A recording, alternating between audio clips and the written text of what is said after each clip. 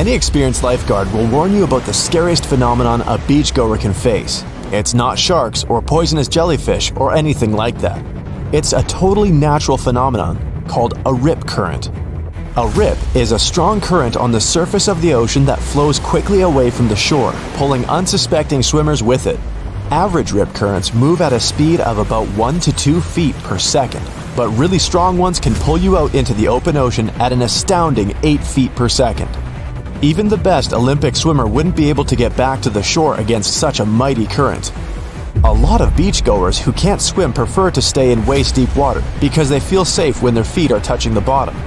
But that's no safer from these currents because a rip can easily sweep you off your feet and yank you away from the shore. If you can't swim, this can end very badly. One of the most popular misconceptions about rip currents is that they pull you underwater. In reality, a rip won't drown you, it'll simply carry you away from the shore. Another widespread myth is that if you get caught in a rip current, it'll keep pulling you into the ocean forever. Yes, a rip can pull you quite far into open waters, but even in the worst case scenario, you won't find yourself miles away from the shore. You'll probably just have to swim a pretty long way to get back to the beach. It's also entirely possible that the rip itself will bring you back. That's because 90% of rip currents move in giant circles. They flow from the shallow waters to the open ocean and then back again. There's also a misconception that if you don't see a rip current, you don't need to worry. But these things can come out of the blue, like if several waves coming from different directions crash into each other. Boom, now you have a riptide.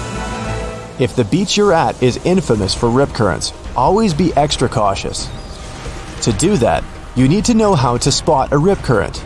It often looks like a calm, sometimes darker patch of water between breaking waves.